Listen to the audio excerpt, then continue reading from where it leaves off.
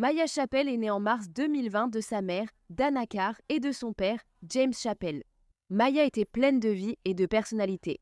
Elle était aussi très espiègle. Maya adorait chanter et danser, et elle aimait aussi les gâteaux ainsi que tout ce qui concernait Peppa Pig. On disait qu'elle avait un rire contagieux et que tout le monde l'adorait dès qu'il la rencontrait. Les parents de Maya étaient ensemble depuis que sa mère, Dana, avait 17 ans. Elle avait ensuite donné naissance à Maya à l'âge de 21 ans.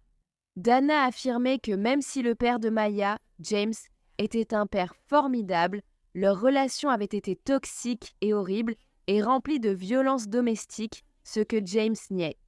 Ils se séparèrent peu avant le premier anniversaire de Maya et partagèrent alors sa garde. Puis, quand Maya eut 2 ans, en juillet 2022, Dana travaillait temporairement au pub d'une amie lorsqu'elle remarqua un homme livrant des bouteilles de gaz. Cet homme s'appelait Michael Damon et Dana tomba rapidement follement amoureuse de lui. Elle décrirait Michael comme adorable et attentionné, ce qui sont 2 des adjectifs les plus éloignés de ce qu'il est réellement, du moins à ma connaissance. Quelques jours après le début de leur relation, Michael a rendu visite à Dana chez elle à Catchgate, dans le comté de Durham, et il n'est presque plus jamais reparti. Maintenant, Dana dirait que son nouveau petit ami, Michael, traitait sa fille Maya comme si c'était la sienne. Elle disait qu'il préparait des cookies et que parfois, lui et Maya regardaient des films ensemble sur le canapé. Dana disait que sa fille l'appelait Dee, et chaque fois qu'il partait, elle demandait « Où est Dee, Dee ?» Donc, selon Dana et Michael, il avait une bonne relation avec Maya. Michael disait que lui et Dana avaient déjà discuté de combien il était étrange qu'ils s'entendent si bien avec Maya. Ce qui est étrange de trouver étrange en ce moment. Le père de Maya, Jacques, doutait du nouveau petit ami et a contacté la police pour une demande selon la loi Sarah. C'était pour vérifier si Michel avait des antécédents de violence envers les enfants. Cependant, Dana envoyait des messages à son ex, Jacques, pour lui dire de ne pas faire cette demande car elle avait rompu avec Michel. Elle lui a menti en disant « Il n'est pas ici, Jacques, et je ne compte pas le laisser approcher Maya ou moi. » Et Dana avait dit cela à Jacques, même si son nouveau petit ami, Michel, n'avait même pas de casier judiciaire. Cela aurait déclenché une intervention de la police. Puis seulement quelques semaines après l'arrivée de Michel sur les lieux. Le père de Maya s'est inquiété davantage en constatant un changement radical chez sa fille, se préoccupant de plus en plus de sa sécurité. Chez son père, Maya avait pris l'habitude de mal se comporter et de veiller très tard. James a aussi découvert que le nouvel homme de sa fille était lié à des trafiquants de drogue et poursuivi pour une grosse dette de drogue. En fait, Michael s'était récemment disputé avec sa mère et son beau-père. Parce que des gens venaient sans cesse frapper à leur porte à Sunderland pour chercher Michael et l'argent qu'il leur devait. Ils ont eu leurs fenêtres brisées, de la peinture sur leur maison et des fusibles volés, les privant d'électricité. Comme si tout cela n'était pas déjà assez grave, Jacques a commencé à remarquer des bleus sur le corps de Maya, y compris un très gros sur son os pubien. Voyant ces bleus sur sa fille pour la première fois, Jacques a aussitôt envoyé un message à son ex, Dana, pour lui demander ce qui s'était passé. Mais elle trouvait toujours des excuses, disant notamment que Maya se cognait souvent partout. Dana travaillait, Michel non, donc il gardait Maya à la maison pendant qu'elle était au travail. Elle était coordinatrice de soins et organisait des services pour personnes âgées à Stockton. Beaucoup des blessures que Maya avait subies étaient survenues alors qu'elle était seule à la maison avec Michel. Quand Dana demandait ce qui était arrivé à sa fille, Michel trouvait toujours des excuses auxquelles elle croyait encore et encore. Parmi ces excuses, Michel disait que Maya se mordillait elle-même ou qu'elle se cognait contre des objets. Dana acceptait même les explications qui venèrent de Michel. Cela n'avait absolument aucun sens, comme la fois où elle avait des bleus des 2 côtés du visage. Michel avait affirmé que c'était à cause d'une chute du toboggan de l'aire de jeu. Cependant, ces bleus avaient la forme de doigts d'adulte.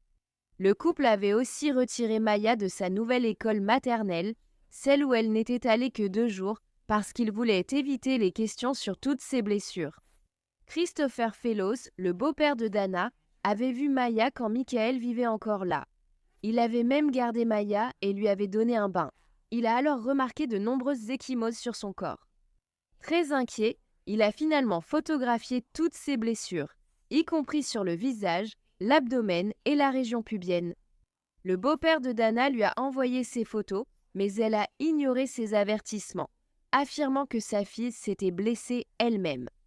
De nouvelles ecchymoses ont été constatées sur la fillette après son week-end chez sa grand-mère et son père Jacques. Mais après qu'elle ait été rendue à sa mère, Dana, à la fin du week-end, Dana a essayé de dire qu'elle avait eu les ecchymoses pendant qu'elle était chez sa grand-mère. À un moment donné, la grande-tante de Dana s'est tellement inquiétée qu'elle a appelé les services de protection de l'enfance. Cependant, on ne sait pas si quelque chose a réellement été fait. Le jour où Dana a tenté de blâmer la grand-mère de Maya pour ses ecchymoses, Michael a dit à Dana par message que ce serait la dernière fois qu'il garderait Maya. À cause des blessures, il ne voulait pas qu'on l'accuse. Alors il lui a envoyé un message en disant « Désolé, mais je ne veux pas que quelqu'un t'accuse, toi ou moi ». À un moment donné, Dana a même envoyé un message à la mère de son petit ami, Michael, lui disant qu'il avait été très stressé à cause de l'histoire avec Maya. Elle a dit qu'elle ne savait pas quoi faire, mais elle a ensuite renvoyé un message plus tard disant qu'elle devait agir parce qu'elle le voyait replonger dans ses excès et que ça n'aiderait personne. Donc, même après avoir été alertée de la situation, Dana n'a rien fait pour empêcher sa fille d'être blessée. Elle a simplement dit à Michael qu'elle l'aimait et ne voulait pas le perdre, quelques mois après son emménagement. Le 15 septembre, Maya devait passer du temps avec son père, mais Dana lui a dit qu'elle ne pouvait pas venir parce qu'elle était trop malade. Cependant, elle essayait probablement juste de cacher les bleus que Maya avait sur le corps. Un peu plus d'une semaine plus tard, le 27 septembre, Dana était au travail lorsqu'elle a commencé à recevoir des messages de Michael. Il lui a dit que Maya avait encore un bleu sur le visage et Dana a répondu « Oh ma pauvre, que Dieu la protège ». Michael a envoyé à Dana une photo montrant les bleus de Maya, légendés. « Regarde dans quel état elle est ». Dana lui a alors répondu par texto « Mais c'est quoi ce bordel ?» Michael a répondu « Chérie, j'espère vraiment que tu ne penses pas que c'est moi qui lui fais ça. » Elle a répondu « Je ne penserai jamais ça. » Et Michael a assuré « Je ne lui ai jamais mis la main dessus. » Et Dana a de nouveau répondu « Je sais chérie, s'il te plaît, ne crois pas que je pourrais penser ça un jour. Peut-être que tu devrais y penser. » Plus tard dans la même journée, Dana a envoyé un message à Michael disant « Merci beaucoup de m'avoir aidé avec Maya. » Le 28 septembre, après l'envoi des messages, Dana est repartie travailler et Michael est resté à la maison avec Maya. Ce matin-là, Maya s'était réveillée avec une gastro qui circulait dans la maison, donc elle ne se sentait pas bien, mais ce n'était rien de grave. Puis, à 15h37, cet après-midi-là, Michael a appelé Dana, paniquée, lui disant que Maya n'allait pas bien et qu'elle devait rentrer à la maison. Il a alors appelé le 999 et signalé que la fillette respirait difficilement. Et alors que Dana rentrait chez elle en courant, elle a envoyé un message à son petit ami, quelque chose comme « J'arrive, s'il te plaît, ne me laisse pas. Est-ce que tu vas bien ?» Mais elle n'a rien écrit au sujet de sa fille parce qu'elle s'en fichait clairement. Elle ne se souciait que de sa relation amoureuse avec Michael. La police et les ambulanciers sont arrivés sur les lieux peu de temps après l'appel au 999 et ils ont trouvé le corps sans vie de Maya allongé sur le sol du salon. Elle a été transportée en hélicoptère à l'hôpital Royal Victoria Infirmary à Newcastle, où elle n'a jamais repris connaissance et est décédée 2 jours plus tard. À son admission, les médecins ont vite noté de nombreuses ecchymoses et marques sur Maya. Il y en avait environ 50, ce qui les a rendus très suspicieux sur la mort de la petite fille. Ce n'est qu'après son arrivée à l'hôpital avec Maya que Dana allait déclarer. Elle a compris que quelque chose clochait et que les blessures de sa fille étaient intentionnelles. Une autopsie a révélé que la petite fille était décédée après avoir subi une agression par objet contondant, probablement des secousses et un impact violent à la tête, ainsi que des coups violents à l'abdomen. Des marques ont également été trouvées, indiquant qu'il y avait eu des tiraillements de son oreille gauche et de sa mâchoire. Le pathologiste a même déclaré que l'importante quantité de dommages subis par les yeux de Maya était quelque chose qu'il ne voyait habituellement que dans des accidents de voiture à grande vitesse ou des chutes de plusieurs étages. Toutes les blessures de Maya semblaient avoir été infligées délibérément et avaient entraîné des lésions cérébrales dont elle n'a jamais pu se remettre. Michael Damon avait été arrêté sur place lors de l'arrivée de la police et des ambulanciers, puis inculpé de meurtre. Après son interrogatoire, Michael a nié avoir fait du mal à Maya, affirmant que leur relation était parfaite, selon ce qu'il a déclaré aux autorités. Il l'emmenait dans des magasins, lui achetait des bonbons et ne la grondait ni ne criait jamais. Il a affirmé que cet après-midi-là, elle ne se sentait pas bien, alors elle était allée s'allonger dans sa chambre pendant qu'elle faisait cela. Lui, il avait décidé de jouer à des jeux Xbox. Mais après 10 minutes, il a entendu un grand bruit venant de la chambre de Maya, alors il s'est levé pour voir ce qui s'était passé. Quand il est arrivé, il a trouvé Maya allongée par terre, molle et haletante. Il a appelé le 999 et, guidé par l'opérateur, a fait un massage cardiaque à Maya jusqu'à l'arrivée de la police et des ambulanciers. Mais Michael a également dit à la police qu'il n'avait aucune idée de la façon dont ses blessures s'étaient réellement produites. Il a supposé qu'elle avait dû tomber du lit sur le sol recouvert de moquettes et en tombant, elle avait heurté une poignée qui se trouvait sur sa table de chevet. Alors comment cela peut-il causer 50 blessures différentes et un traumatisme crânien grave? Ah oui, ça ne le fait pas. La police ne croyait pas un mot de ce que disait Michael et, au cours de leur enquête, les autorités ont également interrogé le beau-père de Michael, Carl Gallagher. Il s'était en fait rendu au domicile le jour où Maya était décédée. Il était venu plus tôt, vers 10h40 du matin, et lorsqu'il était là, il a remarqué que Maya était très bouleversée et qu'elle réclamait sa maman encore et encore. Elle semblait avoir très peur de Michael, dirait-il. Lorsque le beau-père est parti vers 11h15, il a dit qu'il avait même envisagé d'emmener Maya avec lui parce qu'elle semblait tellement mal à l'aise avec Michael, mais il ne l'a pas fait. Une vidéo datant du jour de l'agression de Maya a été trouvée sur le téléphone de Michael. Prise vers 11h40, on y voit la petite fille clairement bouleversée. Et elle essaie de reculer dans une ouverture en forme de boîte, comme si elle essayait de se cacher dans un endroit où aucun adulte ne pourrait l'atteindre. Michael a ensuite envoyé la vidéo à Dana, qui a répondu « C'est quoi ce bordel ?» avant de l'appeler.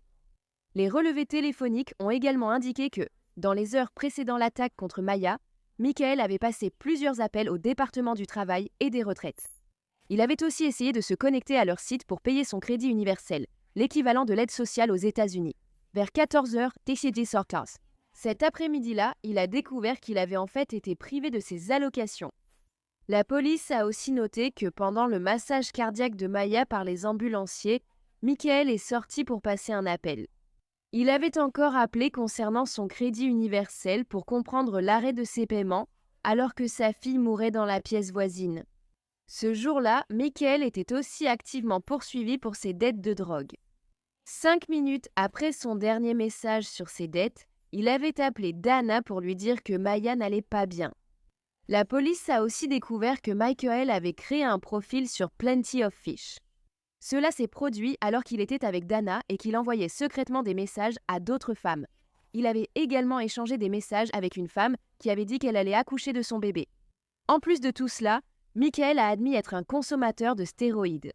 Dana a affirmé qu'elle n'était au courant de rien de tout cela. Peu de temps après l'arrestation de Michael, Dana Carr a également été arrêtée et elle a été accusée d'avoir permis la mort d'un enfant et de cruauté envers un enfant. Leur procès commencerait en octobre 2023 et l'avocat de Dana tenterait de dire que sa cliente était éprise de Michael, ce qui l'avait rendue aveuglée par l'amour. Cela a empêché Dana de voir la réalité et de reconnaître les signes de maltraitance. Son avocate a aussi affirmé qu'à un moment, Dana avait reconnu sa part de responsabilité dans la mort de Maya. Et elle a ressenti un véritable remords de ne pas avoir sauvé sa fille quand elle en avait la possibilité. Son avocate a ensuite avancé le bon vieil argument selon lequel elle avait eu une enfance difficile.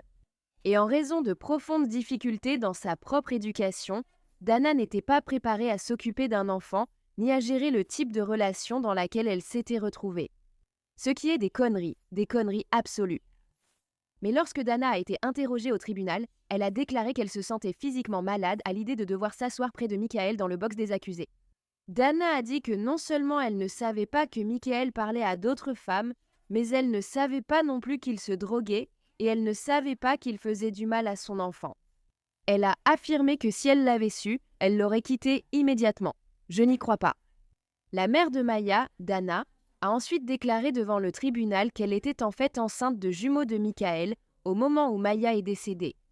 Après qu'il a été accusé de meurtre, elle a décidé d'interrompre la grossesse. Mais l'accusation a précisé avoir contacté la clinique où elle affirmait avoir subi l'intervention sans y trouver de traces.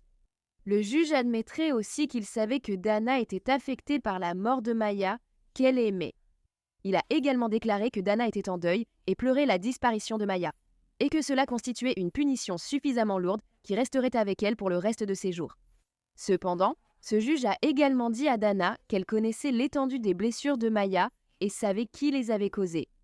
Il a dit que ses propos sur son aveuglement amoureux expliquaient ses actes, mais ne les justifiaient pas. Dana avait fait preuve d'une indifférence volontaire ou téméraire envers le bien-être de Maya, et ses mensonges pour protéger Michael ont fait en sorte que sa fille continue d'être exposée à cette violence. À ce moment, Dana était en liberté sous caution avant son procès. Et pendant cette période, elle a non seulement rencontré un homme et tombé amoureuse, mais elle a aussi eu un enfant avec lui. Oui, Michael Damon a refusé de témoigner pendant le procès, mais son avocat a tenté de faire valoir qu'il n'y avait aucune motivation sadique dans la mort de Maya. Et il n'y avait pas non plus de degré important de préméditation ou de planification. Michael a été reconnu coupable de meurtre et a été condamné automatiquement à la réclusion à perpétuité. Il devra purger une peine minimale de 20 ans avant de pouvoir demander une libération conditionnelle. Dana Carr, mère de Maya, a été condamnée à 9 ans de prison pour avoir permis la mort d'un enfant. Dana et Michael ont été reconnus coupables de négligence envers un enfant et condamnés à 6 ans de prison, à purger en même temps que leurs autres peines. Le 4 novembre 2022, les funérailles de Maya Chappell ont eu lieu. À Consett, les gens portaient du rose, sa couleur préférée, et se sont alignés dans les rues. Un cortège mené par un corbillard tiré par des chevaux a conduit le corps de Maya à l'église Notre-Dame de Saint-Joseph, où ont eu lieu ses funérailles. Peu après la mort de Maya, son père James a écrit sur Facebook « Aujourd'hui, je te mets au repos, ma petite fille. J'espère que tu trouveras enfin la paix. Désolé pour le retard. Si j'avais pu, je l'aurais fait avant. Je t'aime beaucoup, Maya Louise Chappell. Ta famille t'aime aussi. Ce n'est pas un adieu pour toujours, ma petite fille, juste un au revoir pour l'instant. Je te reverrai un jour et je réparerai tout jusqu'à ce que nous nous retrouvions. Petite fille. » Eh bien, merci d'avoir écouté l'histoire de Maya aujourd'hui. Il y avait tellement de personnes qui se souciaient du bien-être de cette petite fille, tout le monde sauf la personne qui était censée s'en soucier le plus, sa mère. Au début, Dana m'a laissé croire que Michael l'avait peut-être trompée et qu'elle était trop amoureuse pour tout comprendre. Mais quand elle n'a cessé de lui trouver des excuses et qu'elle n'a même pas demandé des nouvelles de sa fille après qu'il l'ait rappelée à la maison, le jour où elle a été blessée, ça m'a fait réaliser qu'elle est aussi clairement responsable de ce qui est arrivé à Maya. Elle était au courant de ce qui se passait, elle s'en fichait juste. Donc si tu aimes les histoires criminelles et que tu veux les entendre racontées par moi, n'oublie pas de t'abonner en cliquant sur le bouton ci-dessous et d'activer les notifications aussi. Ainsi, tu seras informé de mes nouvelles vidéos environ 2 fois par semaine. Merci d'avoir suivi Un Monde Maléfique. À bientôt et prenez soin de vous.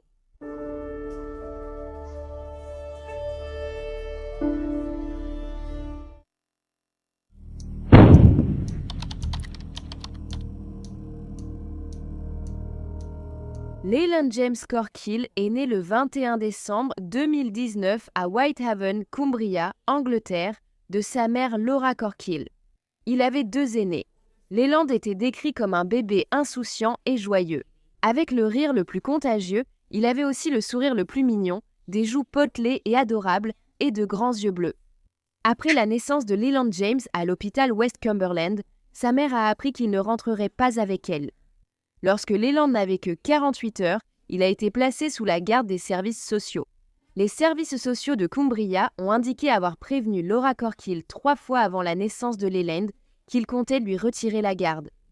Parce qu'ils pensaient qu'elle ne pouvait pas répondre aux besoins du bébé, Laura a affirmé qu'il ne le lui avait jamais dit et qu'elle n'avait même reçu aucun document officiel avant le jour où ils lui ont effectivement enlevé Leland. La raison pour laquelle les services sociaux avaient retiré Leland des soins de sa mère était que des années auparavant, elle s'était déjà fait retirer la garde de ses enfants plus âgés. Laura Corkill avait en réalité été dans une relation abusive et lorsqu'elle a essayé d'y mettre fin. En appelant la police pour qu'il soit expulsé, celle-ci a aussi contacté les services sociaux qui ont retiré ses enfants. Cela a plongé Laura Corkill dans un état mental terrible et à certains moments, elle ne voulait même plus exister. Mais ensuite, elle est tombée enceinte de Leland et elle a pris un nouveau départ. Laura était ravie de redevenir maman et elle n'était pas en couple à ce moment-là. Quelques mois avant la naissance de Leland, une assistante sociale s'est rendue chez Laura Corkill pour vérifier où le bébé allait vivre. Et elle a été impressionnée par toutes les préparations que Laura avait faites pour son nouveau petit garçon. Elle a même complimenté la chambre de bébé qu'elle avait aménagée. L'agente a ensuite rassuré Laura en lui disant qu'elle ne pensait pas qu'il y avait la moindre chance que son nouveau bébé lui soit retiré, car tout semblait en ordre. Mais ensuite, la première assistante sociale a été remplacée par une autre, et celle-ci n'était pas aussi gentille avec Laura maintenant. Laura était extrêmement ouverte au sujet de sa relation passée abusive, et elle avait réussi plusieurs cours de parentalité. Elle faisait vraiment tout son possible pour s'assurer que les services sociaux ne lui enlèvent pas son nouveau bébé. C'est donc avec une totale surprise que Leland James, son nouveau-né, lui a été retiré alors qu'il n'avait que 2 jours. Et pendant l'année suivante, Laura Corkill allait se battre pour essayer de le récupérer, mais malheureusement, cela n'arriverait jamais. Après avoir été retiré à sa mère biologique, Leland James a été placé chez sa nouvelle mère d'accueil, Charlotte Day. Elle a dit que pendant qu'il était là, il était heureux, rieur et adorait jouer. Maintenant, Laura Corkill avait le droit de voir son fils 4 fois par semaine et elle s'assurait d'être présente à chaque visite. Elle adorait passer du temps avec lui. Elle a demandé aux services sociaux de prolonger ses visites, mais ils ont refusé. Et puis, en mars 2020, lors du premier confinement national dû au Covid, elle n'a plus été autorisée à voir Leland. Elle a dû faire des appels vidéo avec son petit garçon à la place.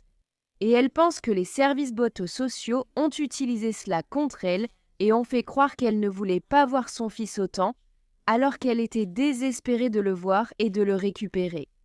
Puis, peu de temps après, en juillet 2020, les services sociaux ont informé Laura Corkill que son fils Leland James allait être proposé à l'adoption.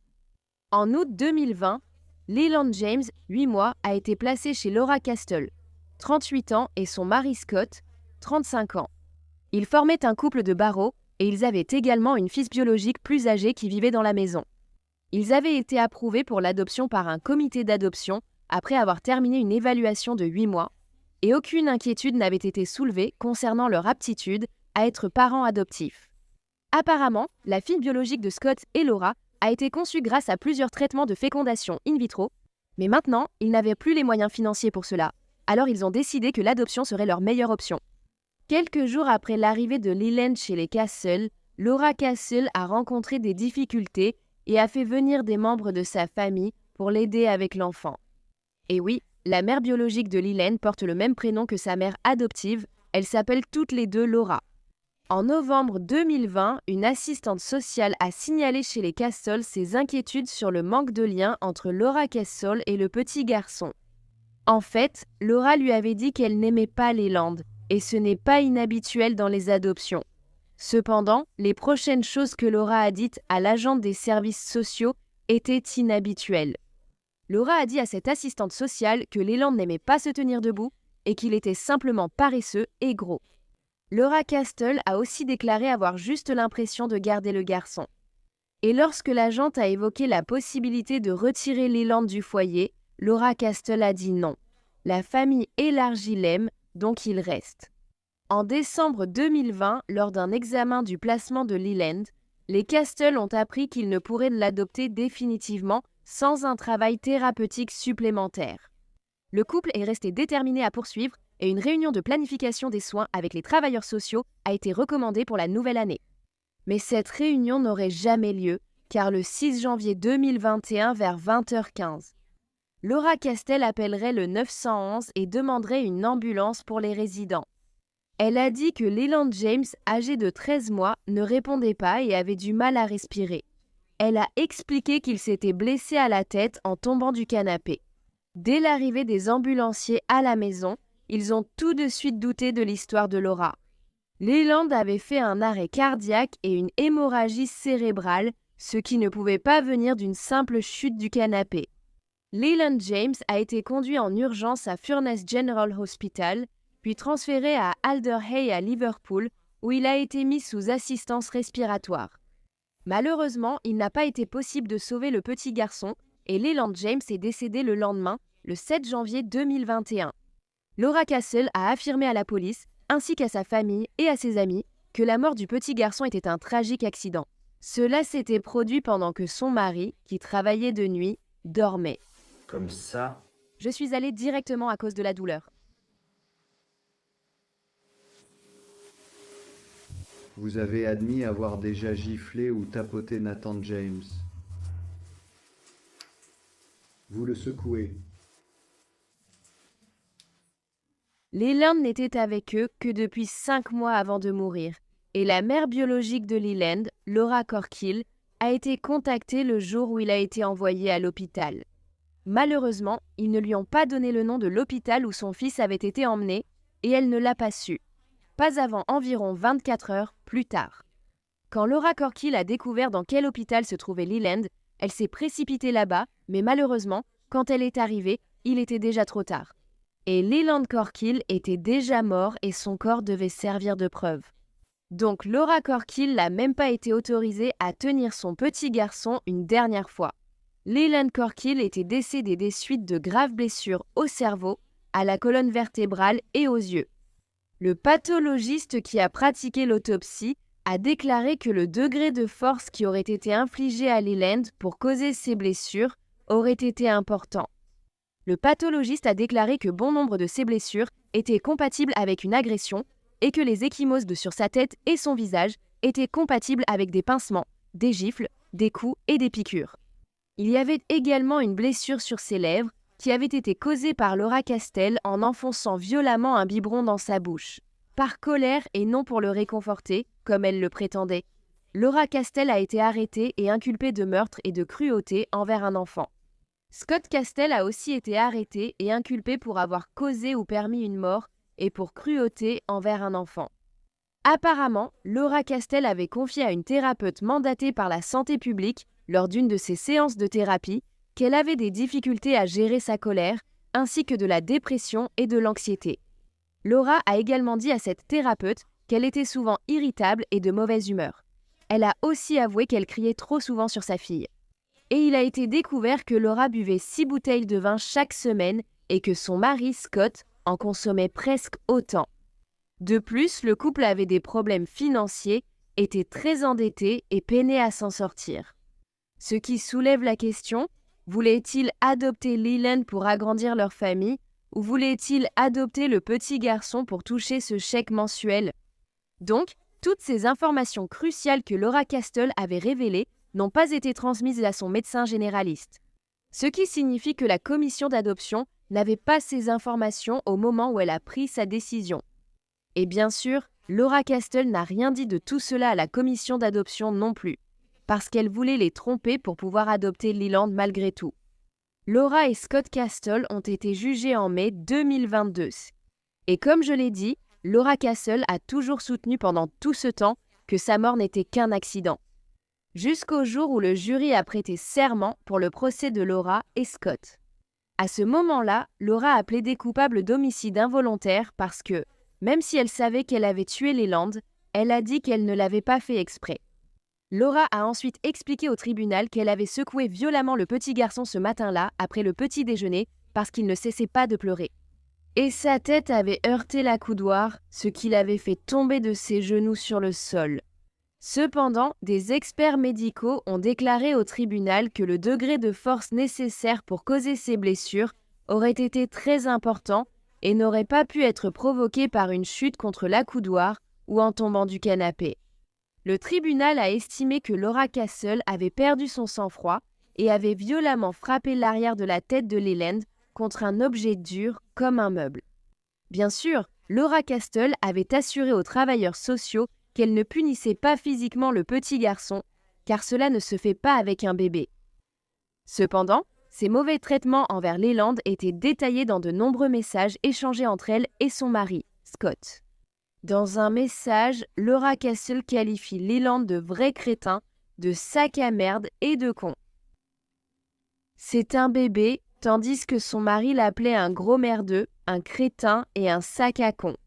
Certains de ces messages montraient que même si Scott n'abusait pas lui-même de Leland, il était au courant des mauvais traitements et il les encourageait activement. Des messages du 23 septembre 2020 ont montré que Laura Castel avait écrit à son mari, alors en poste de nuit, « Honnêtement, je ne l'aime vraiment pas. C'est un vrai pleurnichard et je regrette totalement d'avoir fait ça. » Elle a continué en disant « Je vais devenir folle. Il m'énerve tout le temps. Je ne peux jamais passer une bonne journée ou une bonne soirée. Jamais. Un autre message de Laura Castel ce jour-là disait « Même si je dois arrêter de le frapper, parce que si je commence, je ne m'arrêterai pas, et ça ne nous mène nulle part. Et je me sens mal. Mais est-ce que tu te sentais vraiment mal? Parce que si c'était le cas, tu te serais arrêté au lieu de continuer jusqu'à ce qu'il soit mort. Laura. » Le lendemain, elle a de nouveau envoyé un message à son mari, disant « Je l'ai vraiment tabassé. Je n'en peux plus. Il va falloir qu'il parte. » À laquelle Scott a répondu « D'accord bébé, il a vraiment tout gâché. Au moins, on a essayé. » Le lendemain, encore plus de messages haineux ont été échangés. Laura a écrit à Scott « Je viens encore de le tabasser. Je ne veux pas faire ça. Je suis vraiment à bout. Personne ne te parle de ces conneries. C'est bizarre parce que j'entends toujours les gens dire que les bébés pleurent. » Visiblement, Laura Castel n'a pas eu cette information. Elle continue en disant « Il paraît que je suis juste une mère violente » et Scott répond « Tu n'es pas une mère violente, chérie, pas du tout. Ne dis pas ça, il est juste un peu trop perturbé pour qu'on puisse gérer. Arrêtons tout simplement. Je ne veux pas que tu fasses une dépression. Tu es plus importante pour moi que lui. » Donc, au moment où ces messages ont été envoyés, Leland avait moins d'1 an. Et il parle de lui comme s'il était un adulte qu'il déteste, genre « Allô, c'est un bébé ». Et puis, au tribunal, Laura Castel a essayé de dire que ces messages ne devaient pas être pris au sérieux parce que c'était juste son sens de l'humour. Pendant le procès, une voisine des Castel, Madame Lloyd, a témoigné. Elle a dit qu'elle et sa famille entendaient constamment Laura crier, ainsi qu'un bruit de gifles et un enfant pleurer. Et une autre voisine a dit qu'elle avait entendu Laura Castel crier d'innombrables fois et que c'était surtout des jurons, a-t-elle ajouté. On entendait les choses les plus horribles, et la fréquence de ces bruits n'a fait qu'augmenter jusqu'à la mort de Leland. Et lorsque la procureure a demandé à Madame Lloyd si elle avait déjà contacté les autorités après avoir entendu cela, elle a répondu « Non, et c'est quelque chose qui ne me laisse pas tranquille ». Lorsqu'on lui a demandé pourquoi, elle a répondu qu'elle ne voulait pas créer une situation gênante entre elle et les Castel. Et la fille de Madame Lloyd, Ellie, a également témoigné. Elle a déclaré qu'elle entendait souvent Laura Castel crier pendant 5 à 10 minutes d'affilée. Elle a dit que 2 jours avant la mort de Leland, le 4 janvier, elle avait entendu Laura Castel crier et hurler tout en jetant des jouets. Et le jour où Leland a été blessé, le 6 janvier, elle a dit avoir entendu un bruit très fort, comme si quelque chose avait été jeté par terre. Et Charlotte Day, Leland, l'ancienne mère d'accueil de James, qui l'avait accueilli depuis qu'il n'avait que 2 jours, a dit qu'elle et sa famille étaient absolument dévastées. Elle a également ajouté qu'elle n'était même plus sûre de vouloir être mère d'accueil, car elle ne sait pas si elle peut faire confiance aux parents adoptifs. Elle a également déclaré devant le tribunal que Leland était un garçon heureux et épanoui, qui aimait aussi jouer, être porté et câliné. Ce qui contrastait fortement avec ce qu'avait dit Laura Castel. Elle affirmait que Leland était génial, pleurait tout le temps et résistait à l'affection. Peut-être résistait-il à ton affection, car il savait que tu étais un monstre. Voici des vidéos de Leland chez Laura Castel, où elle lui demande de se taire.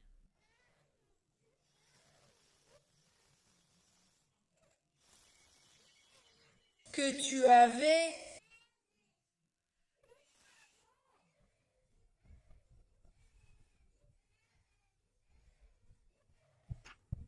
Tu t'échauffes? Toi que tu avais. Dans une tentative de défendre sa cliente, l'avocat de Laura Castel a déclaré qu'il savait qu'elle avait du mal avec le fait que son mari travaillait de nuit, ainsi qu'avec le confinement. Il a également déclaré qu'il y avait de bons jours et que Leland était clairement aimé par les Castel.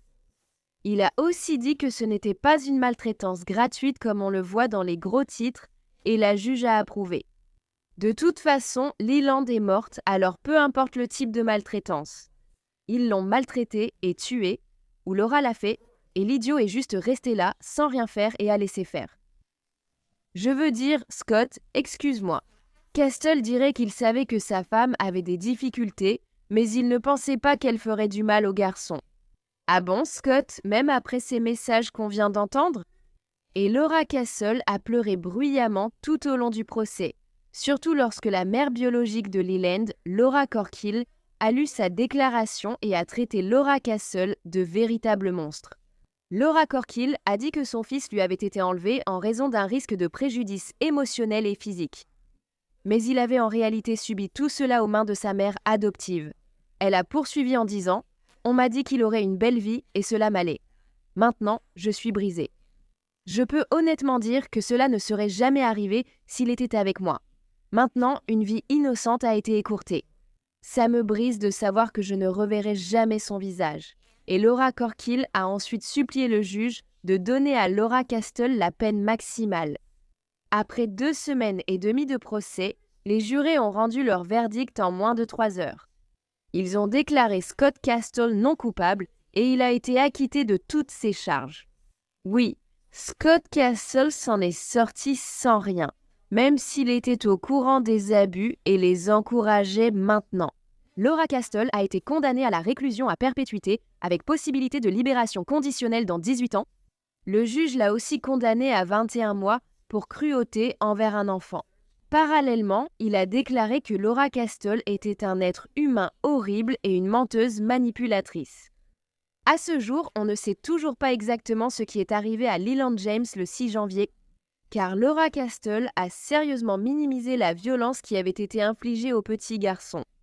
Et apparemment, en prison, Laura Castle a été isolée et ostracisée, mais elle ne peut s'en prendre qu'à elle-même pour cela. Maintenant, croyez-le ou non, après la mort de Leland, les services sociaux ont quand même essayé de prendre les choses en main. Ils voulaient faire incinérer Leland et ils ont essayé d'écrire son éloge funèbre. Cette fois, sa mère biologique, Laura Corkill, s'est battue encore plus. Elle a déclaré « Ils ont tenté de me contrôler totalement, mais ça n'a pas fonctionné. Ils ont voulu me faire oublier que j'étais mère, mais personne ne peut me l'enlever. » Et Laura Corkill a dit à son sujet « Leland James aimait les bisous et les câlins et il s'endormait toujours dans mes bras. Mon fils, Leland James Corkill, était un petit garçon heureux. Il avait toujours un grand sourire éclatant, un sourire qui illuminait les journées, même lors de mes pires journées. C'est mon rayon de soleil. Mon fils, Leland James, me rend visite dans mes rêves. Il sera toujours à mes côtés, désormais en sécurité, pour toujours, dans mon cœur. Eh bien, merci d'avoir écouté toute l'histoire de Leland James aujourd'hui. Cette affaire est frustrante et, à mon avis, il n'aurait jamais dû être retiré à sa mère biologique. Pour commencer, elle avait complètement changé de vie par rapport à la personne qu'elle était il y a des années, et elle semblait tout faire correctement.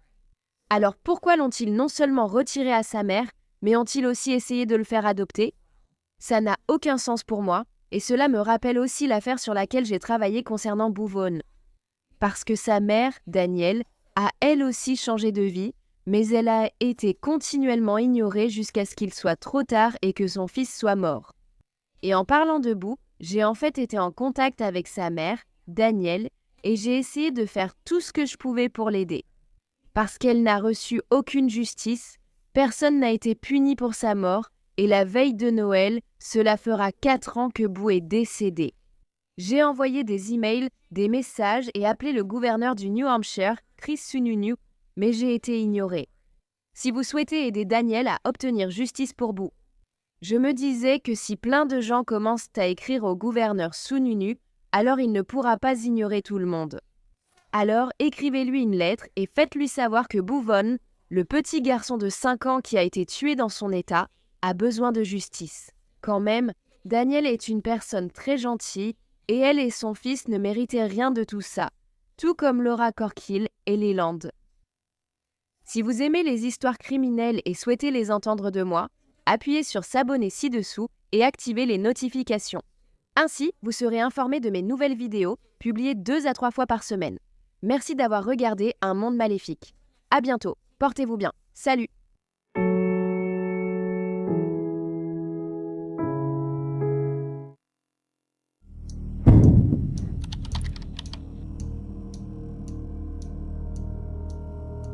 Hannah Grace Rose Williams est née Hannah Alemu le 19 juillet 1997 en Éthiopie. Elle et son jeune frère sourd, Emmanuel, avaient tous deux été abandonnés par leurs parents biologiques lorsqu'ils étaient petits. Depuis lors, ils vivaient dans un foyer d'adoption, l'orphelinat catholique Advocates International en Éthiopie, appelé Kidan Merit. Hannah aimait le tricot, le crochet, la lecture, le dessin et divers travaux manuels. Hannah aimait jouer au football ainsi que faire du vélo. Et on la décrivait comme une jeune fille très agréable, avec une grande personnalité et un beau sourire. Petite remarque, les personnes qui allaient mettre fin à sa vie sont celles qui ont écrit ceci. Donc, en août 2008, Hannah et Emmanuel ont pris l'avion avec un accompagnateur pour les États-Unis afin de vivre avec un couple. Carrie et Larry Williams, un couple d'une 40aine d'années vivant à Cedric Woolley, Washington, n'avaient jamais été rencontrés auparavant. Ils avaient déjà 7 enfants biologiques ensemble, âgés de 7 à 17 ans, mais récemment ils avaient décidé qu'ils voulaient encore plus d'enfants. Cependant, comme Carrie ne pouvait plus avoir d'enfants elle-même, ils ont décidé d'adopter. Ils ont passé une étude de leur foyer et une évaluation avec l'agence d'adoption et ont rapidement été approuvés pour adopter. Peu après, ils ont reçu un appel leur annonçant qu'un petit garçon sourd en Éthiopie avait besoin d'un foyer. Carrie ayant étudié la langue des signes américaine, ils ont jugé que ce serait une bonne correspondance. Et après avoir accepté d'adopter Emmanuel, ils ont vu une vidéo de 60 secondes de sa sœur Hannah et ont décidé qu'ils voulaient aussi l'adopter. D'où le ton un peu émotionnel de mon commentaire, elle arrive. Quel âge as-tu?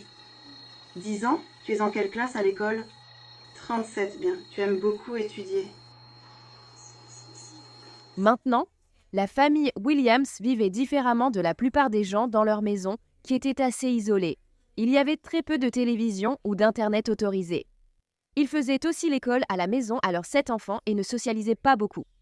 Les Williams étaient aussi des chrétiens fondamentalistes dévoués qui étaient devenus encore plus fondamentalistes au fil des années. Larry prêchait même des sermons dans le jardin à ce moment-là, et Carrie était passée de porter des pantalons à ne porter que des jupes et des robes. Elle ne croyait pas non plus que les femmes devaient porter des maillots de bain ou, tenez-vous bien, avoir le droit de vote.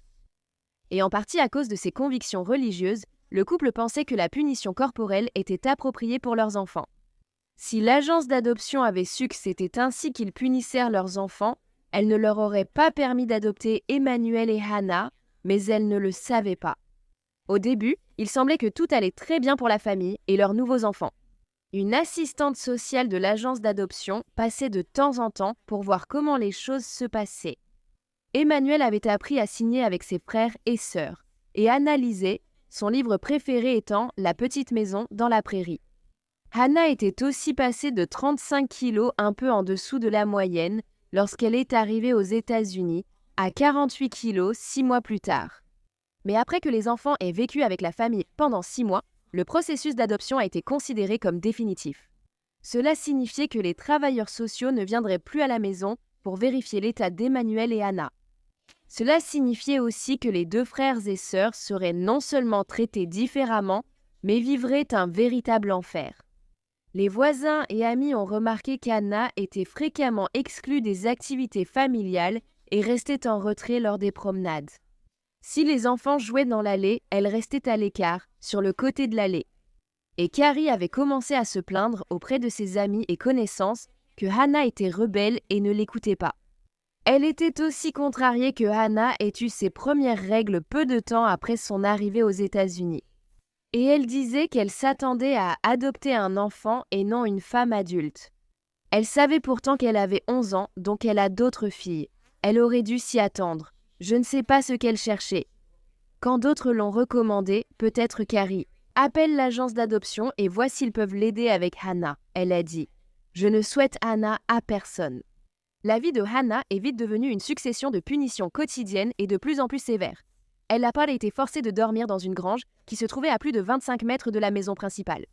Dormir dans la grange est vite devenu dormir dans une salle de douche sombre et verrouillée, puis Hannah a finalement dû dormir dans un placard verrouillé de 1,26 m sur 60 cm. C'est là que Hannah allait passer une grande partie des 6 derniers mois de sa vie, parfois enfermée pendant 24 heures d'affilée, pendant que ses parents diffusaient des sermons bibliques et de la musique religieuse. Carrie témoignera plus tard que cela ne durait que 10 heures, pas 24. Ça ne rend pas les choses beaucoup mieux pour autant. Hannah était porteuse de l'hépatite B et une fois, alors qu'elle avait ses règles, les Williams l'ont accusée d'avoir étalé son sang menstruel sur les murs de la salle de bain. On l'a contrainte à utiliser des toilettes portatives dehors, derrière la grange, nettoyées seulement 1 à 2 fois par an. Et Hannah était aussi forcée de se doucher dans la cour avant, sous l'eau froide du tuyau d'arrosage, à la vue de toute la famille. Parfois, la famille ne lui parlait pas du tout, parfois même pendant 2 jours consécutifs. Maintenant, Emmanuel était un peu mieux loti que sa sœur, mais il était lui aussi détesté et maltraité par sa nouvelle famille. Si Hannah ou Emmanuel se montraient rebelles selon les critères de Carrie, quels qu'ils soient, alors ils étaient forcés de sortir dehors, même s'il gelait, pleuvait ou neigeait. Et ce qu'elle donnait à manger aux enfants était horrible aussi. C'étaient des restes froids avec des légumes surgelés dessus ou des sandwichs qui avaient été délibérément trempés dans l'eau. Les punitions empirèrent ensuite. Carrie inventait souvent des raisons absurdes pour punir Hannah. Si Hannah se disputait avec Carrie à propos des vêtements qu'elle avait choisis pour elle, ce qui était probable parce qu'elle voulait le faire elle-même. Elle a 12 ans alors Carrie la punissait en ne lui permettant de porter qu'une serviette et parfois en la forçant aussi à marcher pieds nus. Et les magnifiques cheveux tressés de Hannah, dont elle était si fière, Carrie les a rasés. Elle l'a fait 3 fois, dont une fois parce qu'elle avait coupé l'herbe trop court. Hannah et son frère ne pouvaient pas non plus participer aux anniversaires ou à Noël.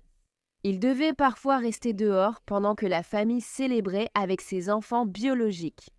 Et Hannah et Emmanuel étaient également régulièrement frappés avec des ceintures, un long bâton de colle et un morceau de tube en plastique fin. Les enfants biologiques du couple étaient parfois aussi frappés, mais rien de comparable à ce qu'Emmanuel et Hannah subissaient. Et il y avait des raisons encore plus absurdes pour lesquelles Carrie punissait les 2 enfants. Cela incluait le fait de se tromper dans leurs devoirs, de se tenir au mauvais endroit ou de voler de la nourriture, car elle leur en privait souvent. Alors, qui ne le ferait pas? Emmanuel a finalement été forcé de dormir dans la salle de bain, tout comme sa sœur. Et peu de temps après son arrivée chez les Williams, il avait commencé à mouiller son lit, probablement parce qu'il avait peur de ce qui avait commencé à se passer. Mais les Williams pensaient qu'il le faisait exprès et le forcèrent à sortir immédiatement du lit pour aller se doucher dehors avec l'eau glacée qui sortait du tuyau d'arrosage. Et Emmanuel, étant sourd, était puni parce qu'il n'entendait pas les vibrations des pas des Williams sur le sol quand ils s'approchèrent de lui. Oui. Pour cela, il se faisait souvent fouetter sous la plante des pieds, et pour d'autres erreurs jugées par Carrie, il se faisait fouetter sur d'autres parties du corps. Une fois, lors d'une fête de famille, Larry a frappé Emmanuel si fort à la tête qu'il s'est mis à saigner et le sang a coulé le long de son visage. Larry, au lieu de s'excuser, l'a mis dehors dans le froid et a dit à la famille de ne pas communiquer avec lui en langue des signes, et quand la famille allait à l'église, un autre paroissien, qui était aussi sourd comme Emmanuel, essayait de parler au petit garçon seul pour lui demander comment il allait. Mais chaque fois qu'il s'en approchait, Carrie ou Larry l'emmenaient aussitôt. La famille a même fait des efforts pour changer l'âge de Hannah.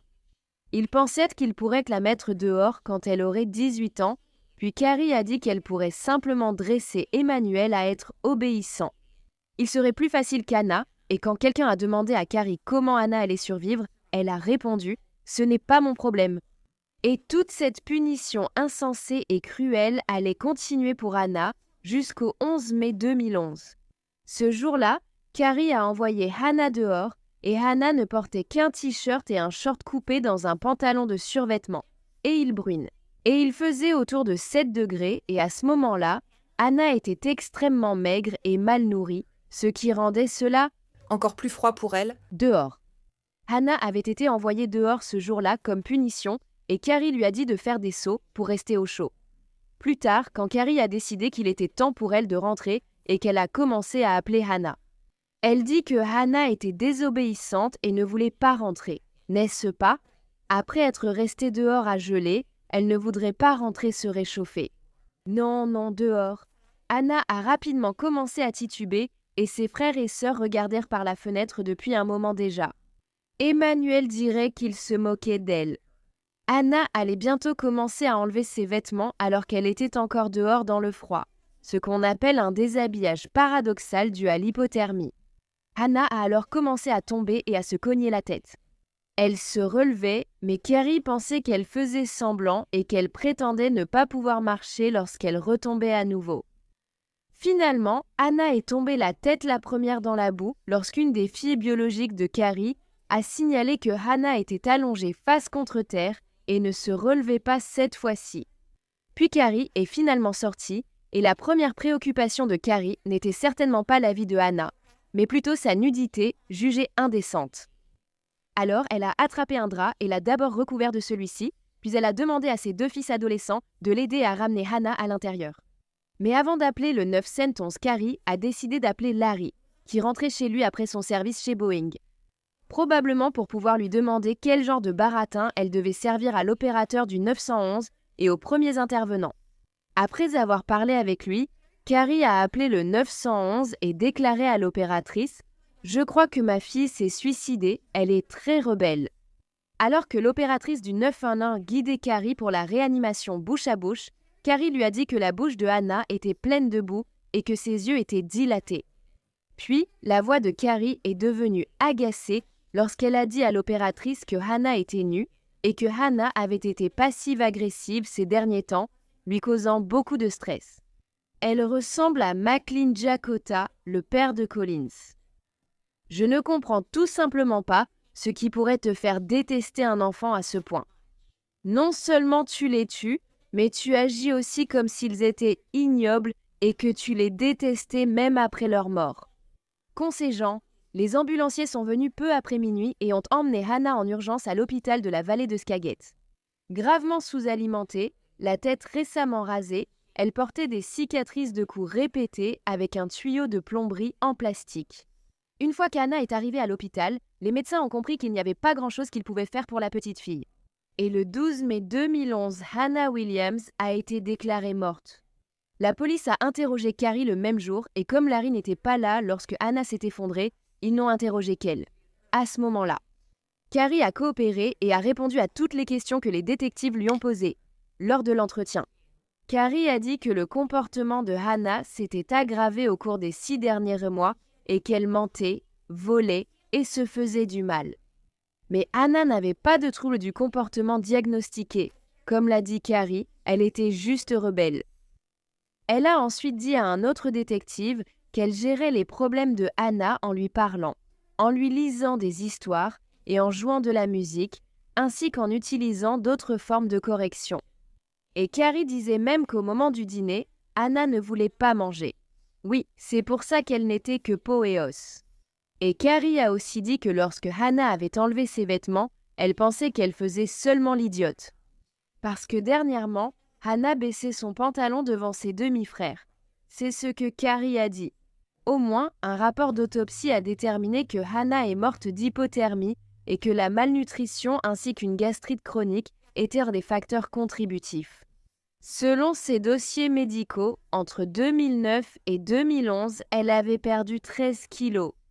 Hannah pesait entre 34 et 36 kilos au moment de sa mort, ce qui était plus léger que plus de 97% des filles de son âge. Elle était aussi très petite pour son âge. Le corps frêle et mourant de Hannah n'a tout simplement pas pu résister aux températures froides ce jour-là. Un jour après la mort de Hannah, les services de protection de l'enfance ont tenté de faire un suivi auprès des autres enfants, y compris Emmanuel. Mais à leur arrivée, Larry a refusé de les laisser entrer. Ils ont alors demandé à la police d'intervenir le lendemain lors de leur retour. Un adjoint a déclaré que la famille agissait comme si la mort de Hannah était un événement banal. 12 jours plus tard, la police a finalement mené des entretiens avec les autres enfants qui se trouvaient dans la maison. À ce moment, ils semblaient clairement préparés par leurs parents, car leurs déclarations en donnaient l'impression. Ils disaient tous que Hannah était rebelle et qu'elle n'aimait pas écouter Carrie. Un enfant a même dit qu'il pensait que Hannah était possédée par des démons. Et 2 mois plus tard, à la mi-juillet, les services de protection de l'enfance recevraient un signalement anonyme disant que Carrie n'aimait pas ses enfants adoptifs et qu'Emmanuel était traité aussi mal que Hannah. Les services de protection de l'enfance ont enquêté et placé les 8 enfants sous la garde de l'État. On pourrait penser que cela serait arrivé bien plus tôt qu'à la mi-juillet. Ils ont vu à quel point son corps était émacié et le fait qu'elle était nue dehors. De toute évidence, il se passe quelque chose ici, ce n'est pas normal. Pourquoi cela n'a-t-il pas été enquêté bien plus tôt? Et ce n'est que le 29 septembre 2011 que Larry et Carrie ont finalement été arrêtés et inculpés pour le meurtre de Hannah. Ils ont été accusés d'homicide par maltraitance et de coups et blessures au premier degré sur un enfant, la seconde accusation étant liée à leur mauvais traitement envers Emmanuel. Lors de la fouille de la maison des Williams, les détectives ont constaté qu'elle ne semblait pas avoir accueilli 8 enfants. Elle était très propre et bien rangée. Un livre fondamentaliste chrétien sur l'éducation des enfants intitulé « Éduquer un enfant ». Ce livre donne des conseils aux parents sur l'éducation des enfants. D'obéir sans poser de questions, et il recommande que, pour que vos enfants vous obéissent, vous commenciez à les frapper dès l'âge de quelques mois seulement. Oui, c'est ridicule. Ce livre sur l'éducation des enfants a également été impliqué dans la mort d'autres enfants, comme un petit garçon en Caroline du Nord et une fille qui vivait en Californie. Apparemment, les concepts du livre avaient été appliqués avec diligence à tous les enfants, parce qu'ils disaient aux enquêteurs qu'ils ne se comportaient pas mal, parce qu'ils avaient été formés, et comme leurs frères et sœurs adoptifs n'avaient pas été formés dès leur plus jeune âge, c'est pour cela qu'ils se montraient rebelles. Mais ce livre n'était que le début. Les 7 enfants biologiques de Carrie et Larry étaient tous autorisés à participer au mauvais traitement infligé à Hannah, et Emmanuel, l'un des frères et sœurs de Hannah, a dit aux enquêteurs que personne n'aimait Hannah. Mais cela n'avait pas d'importance car elle était toujours dans le placard de toute façon. Et ils ne l'entendaient plus vraiment non plus parce qu'elle avait arrêté de pleurer quand elle se faisait punir. Les enfants ont aussi dit aux enquêteurs que Hannah ne suivait plus l'école à la maison ni les repas familiaux depuis plus d'1 an. En famille d'accueil, après qu'Emmanuel et les autres enfants aient été retirés de la maison, une thérapeute et une spécialiste des enfants sourds ont déclaré qu'Emmanuel avait peur de parler de son séjour chez les Williams parce qu'il craignait d'être puni. Ses compétences linguistiques étaient également en retard et il s'excusait de façon compulsive pour la moindre erreur, tout en demandant à sa nouvelle mère d'accueil pourquoi elle ne lui faisait pas de mal. Emmanuel faisait même des cauchemars à l'idée de devoir retourner dans cette maison, et il savait qu'il aurait été le prochain à mourir si quelqu'un n'était pas intervenu. On lui a diagnostiqué un trouble de stress post-traumatique. Puis, en novembre, Larry et Carrie ont également été inculpés d'homicide involontaire au premier degré pour violence domestique. Cela signifiait que leur infraction, la mort de Hannah, faisait partie d'un schéma continu d'abus psychologiques, physiques ou sexuels. Avant le procès de Carrie et Larry, le corps de Hannah devait être exhumé et des médecins allaient mesurer ses dents pour essayer de déterminer son âge. Son âge était important parce que le couple avait été accusé d'homicide par maltraitance et dans ce type d'homicide, l'enfant doit avoir 16 ans ou moins. Les dossiers d'adoption indiquent que Hannah avait 13 ans, mais les Williams et leur avocate essayèrent de dire qu'elle était plus âgée que cela. 2 dentistes ont examiné les dents de Hannah et il a été déterminé qu'au moment de sa mort, Hannah avait 16 ans ou moins, donc les accusations ont été maintenues. Le procès de Carrie et Larry Williams commencerait en juillet 2013. L'une des premières personnes à témoigner serait le petit frère de Hannah, Emmanuel.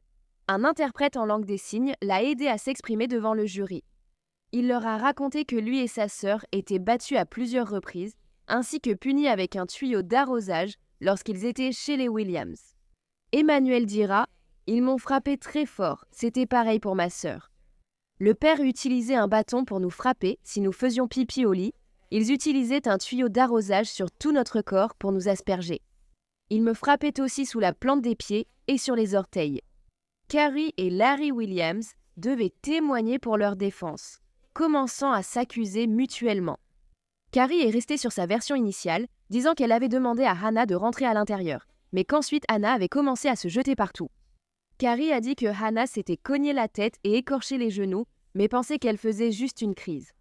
Carrie a expliqué qu'elle avait mis un drap sur Hannah après qu'elle se soit effondrée, parce que la pudeur est importante pour sa famille. Et Carrie a dit au tribunal qu'elle pensait que Hannah s'était accidentellement fait ça à elle-même. Et elle a aussi dit que, puisqu'elle n'était pas l'homme ni la chef de famille, elle n'était pas responsable de ce qui s'était passé dans la maison. Larry a dit au jury qu'il se sentait responsable et honteux. Il a dit que parfois il n'était pas d'accord avec les méthodes de discipline de Carrie et qu'il regrette de ne pas être intervenu. Il a dit que comme il travaillait de longues heures chez Boeing, il ne savait pas tout ce qui se passait dans la maison. Mais il lui aurait suffi de regarder Hannah pour voir qu'elle n'était pas nourrie. Et je suis sûre qu'il était à la maison pour, je ne sais pas, Noël et d'autres fêtes, quand elle et son frère étaient mis dehors. Donc non, je n'y crois pas. L'avocat de Larry a affirmé que Carrie méritait des décennies de prison, car elle était la principale responsable des maltraitances envers Hannah et Emmanuel. La nouvelle mère d'accueil d'Emmanuel a aussi témoigné, et elle a dit que lorsqu'elle a accueilli le petit garçon, il était maigre comme un clou et couvert de griffures. Le 9 septembre, 7 semaines après le début du procès, Carrie et Larry ont été reconnus coupables de la plupart des chefs d'accusation. Agression sur Emmanuel, homicide involontaire sur Hannah et pour Carrie, homicide par maltraitance. Le 29 octobre 2013, Larry a été condamné à 28 ans de prison et Carrie à 37 ans après la mort de Hannah. L'agence d'adoption ayant placé Hannah et son frère chez les Williams a effectué quelques changements. Et leurs procédures de suivi après placement dureront désormais 1 an au lieu de seulement 6 mois. Les enfants adoptés seront également désormais interrogés en dehors de la présence des parents adoptifs et les familles devront désormais accepter contractuellement que si les rapports post-adoption ne sont pas déposés, l'agence d'adoption pourra contacter les services de protection de l'enfance ou la police. L'agence d'adoption qui les avait envoyés à la maison Williams a vu ses adoptions éthiopiennes suspendues temporairement en 2012 pour des préoccupations d'abus. Emmanuel vit maintenant avec une mère d'accueil afro-américaine sourde. Ses compétences en langue des signes se sont nettement améliorées et il paraît plus heureux que jamais. Après la condamnation de Carrie et Larry, le centre communautaire éthiopien voulait installer une pierre tombale pour Hannah à la place du marqueur temporaire. En octobre, la communauté, après des mois à suivre le procès et des années à chercher des réponses, a appris qu'elle ne le pouvait pas. 2 ans après la mort de Hannah, la famille Williams a fait poser une pierre tombale indiquant 1994 comme année de naissance, soit 3 ans avant la date figurant sur son certificat de décès. Comme les Williams allaient faire appel, cette gravure était une façon de changer de façon posthume l'âge de Hannah de 13 à 16 ans, exactement comme l'avait soutenu l'avocat de la défense des Williams, afin d'invalider l'accusation la plus grave. Et pour présenter Hannah non pas comme une jeune victime, mais comme une adolescente à problème. C'est écœurant qu'ils fassent cela alors que la pauvre petite fille est déjà morte, en plus. Ils essaient de sortir leur famille d'affaires au lieu de se soucier de cette petite fille qui a été assassinée. Sympa. Les funérailles de Hannah Williams se sont tenues le 18 mai 2011. À la chapelle funéraire Lemley à Cédrale, Wooley. Elle a ensuite été enterrée au cimetière Union de Cedro Wooley. Eh bien, merci d'avoir écouté toute l'histoire de Hannah aujourd'hui. Je ne comprends pas pourquoi ces personnes, ou ces monstres, voulaient adopter 2 autres enfants alors qu'ils en avaient déjà 7 à eux. Et juste pour les battre à mort. Hannah avait l'air d'une petite fille adorable qui aurait pu avoir un avenir bien meilleur ici, aux États-Unis. Mais cela lui a été arraché par ces animaux. Je suis très heureuse qu'Emmanuel aille bien aujourd'hui. Mais si les services de protection de l'enfance avaient attendu plus longtemps avant de le retirer, je pourrais aujourd'hui vous parler de 2 homicides au lieu d'un seul. J'espère qu'il aura une belle vie, car je sais que Hannah aurait adoré cela pour lui. Donc, si vous aimez les histoires criminelles et que vous voulez les entendre de ma part, n'oubliez pas d'appuyer sur le bouton s'abonner ci-dessous et d'activer aussi les notifications. Comme ça, vous saurez quand. Je publie une nouvelle vidéo 2 à 3 fois par semaine. Merci d'avoir regardé Un Monde Cruel, à bientôt et prenez soin de vous.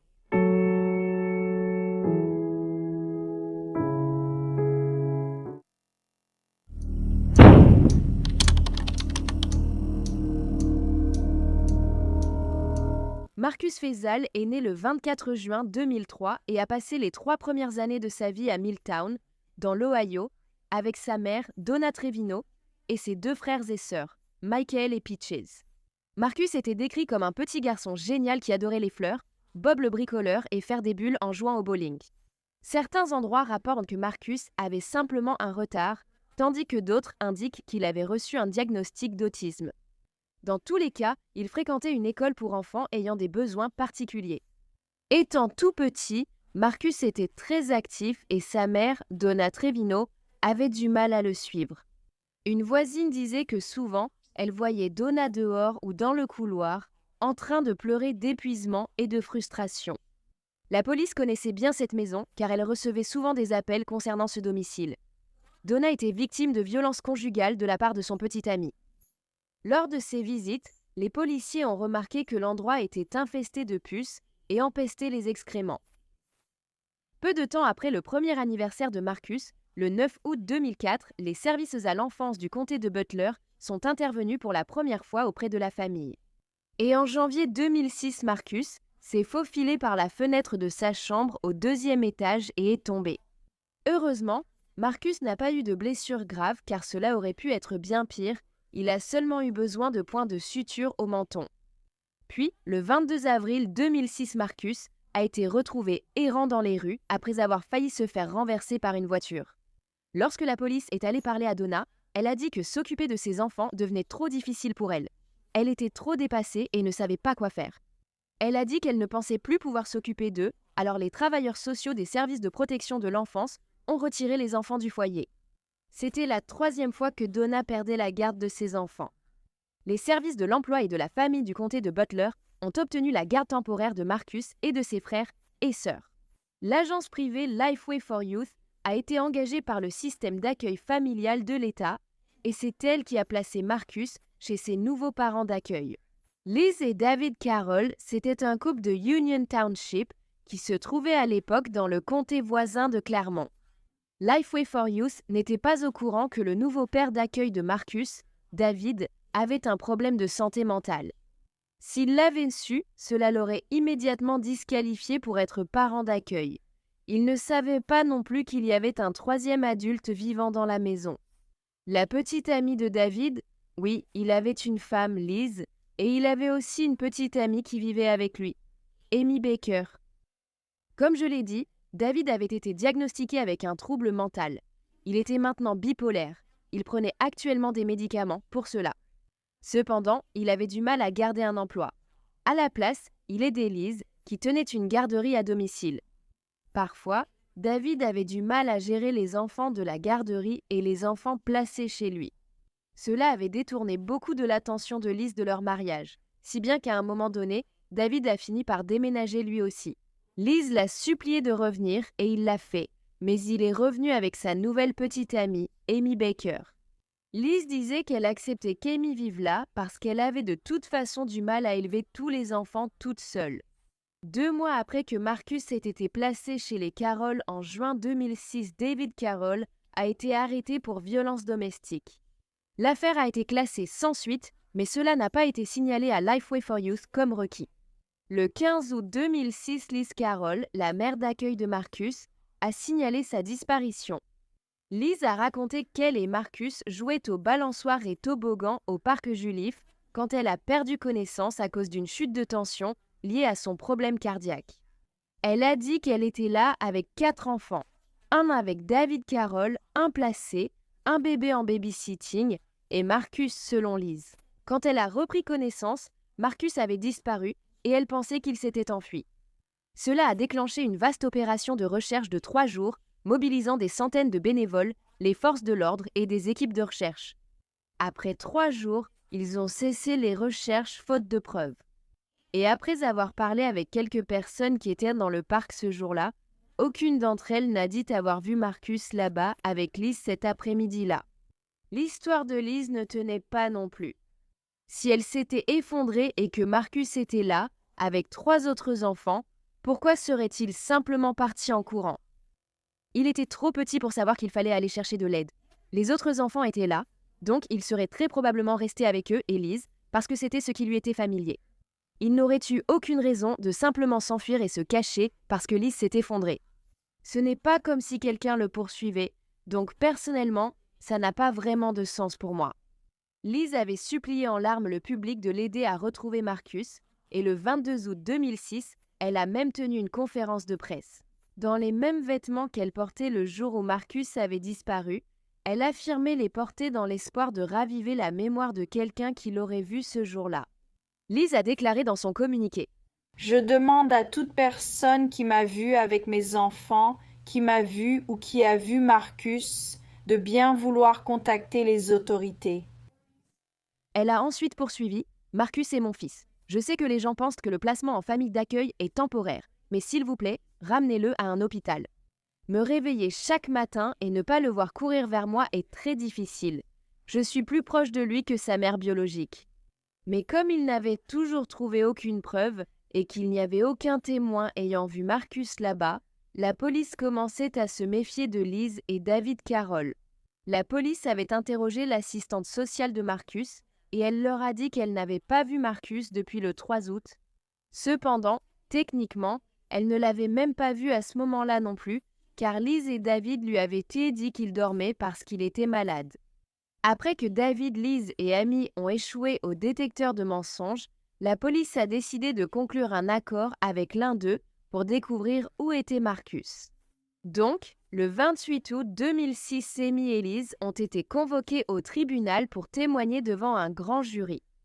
Ils concluront un accord avec Amy, à condition qu'elle ne soit pas impliquée dans la mort de Marcus. Amy a accepté l'accord et a aussitôt accusé Liz et David. Amy a témoigné que David et Liz ne voulaient pas emmener Marcus à la réunion de famille à laquelle ils assistaient le week-end du 4 au 6 août.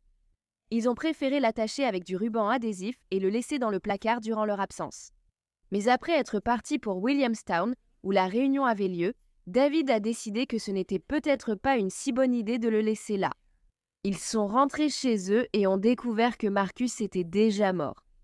Amy a admis qu'elle était ensuite allée avec David dans une zone isolée du comté de Brown pour brûler son corps, puis jeter ce qu'il en restait dans la rivière Ohio. À la suite de cet interrogatoire, Amy a conduit les enquêteurs jusqu'à une vieille cheminée en pierre sur une propriété de 88 acres dans le comté de Brown, où elle a déclaré que David Carroll avait brûlé le corps de Marcus. Les enquêteurs du bureau du shérif du comté de Hamilton ont recueilli des éléments dans la cheminée et une fois les tests acides désoxyribonucléiques terminés, il a été déterminé qu'il s'agissait bien des restes de Marcus. Les autorités ont alors fouillé la rivière près d'Aberdeen, où Amy avait signalé qu'ils avaient jeté le reste des dépouilles. Malheureusement, seuls quelques petits os de Marcus Faisal ont été retrouvés les 28 et 29 août. Liz et David ont tous deux été inculpés dans le comté de Claremont ainsi que dans le comté de Hamilton. Ces accusations étaient liées au meurtre de Marcus, ainsi qu'à l'entrave à l'enquête policière sur sa disparition.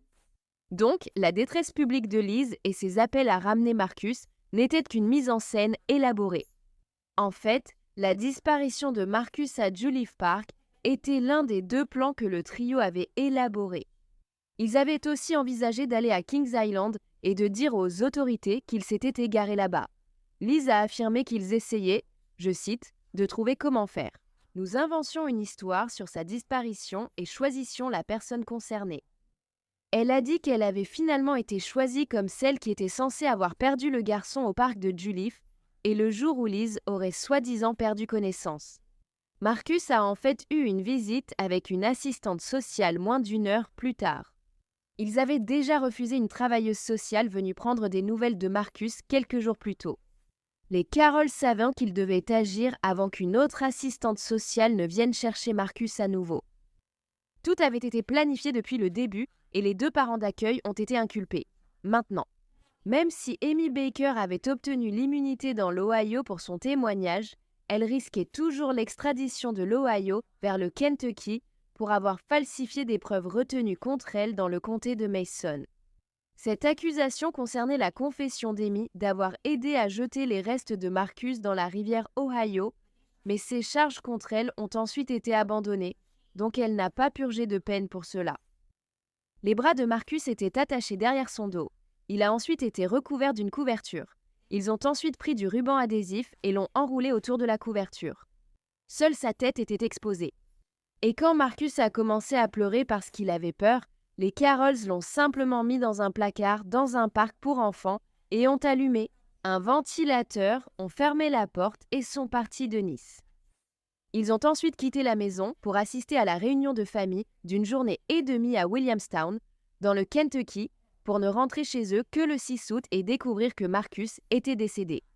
Marcus avait également été laissé sans nourriture ni eau dans le placard. La température y atteignait entre 105 et 110 degrés Fahrenheit, soit 41 à 43 degrés Celsius.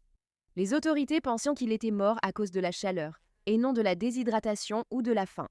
Liz a déclaré au grand jury qu'Amy avait eu l'idée de mettre Marcus dans le placard. Elle a ensuite témoigné devant le grand jury qu'Amy et son mari lui avaient dit que Marcus était mort, et qu'ils avaient tous les deux emporté le corps hors de la maison. Plus tard, Amy a dit à Liz qu'ils avaient brûlé le corps de Marcus. Liz a aussi dit que David s'était demandé, sur le chemin de la réunion, si Marcus irait bien. Mais Amy a dit qu'il irait bien et de ne pas s'en faire, précisant que c'était son idée de le laisser dans le parc pour bébé. C'était l'idée d'Amy de l'enrouler dans la couverture avec du ruban adhésif, et c'était aussi l'idée d'Amy de le faire se perdre sur l'aire de jeu. Elle a tout mis sur le dos d'Amy.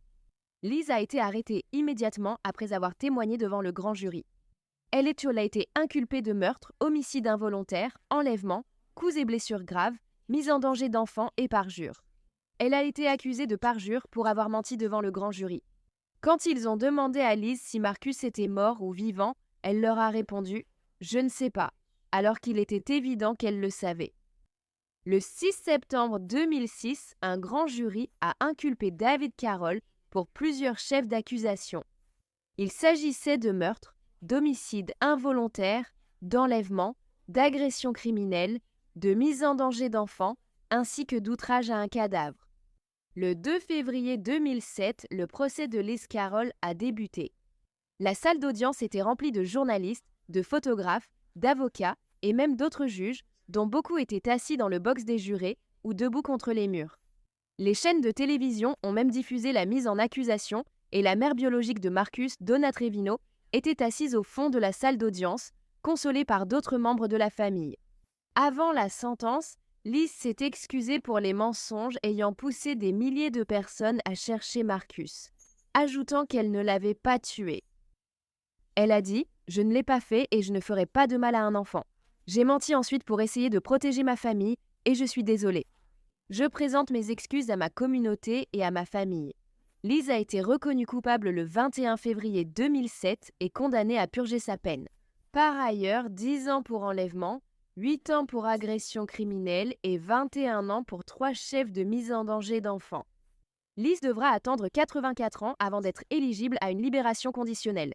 David Carroll a donc accepté un accord de plaidoyer et plaidé coupable de meurtre et d'outrage grave à un cadavre. Les autres chefs d'accusation ont été abandonnés dans l'accord. Le juge a accepté le plaidoyer et condamné David Carroll à 15 ans à perpétuité. David a également déclaré que Amy était celle qui avait attaché Marcus. Des attaches similaires avaient eu lieu par le passé en raison de son comportement turbulent. À leur avis, il n'avait simplement jamais été laissé seul dans un placard, surtout pendant une période aussi longue.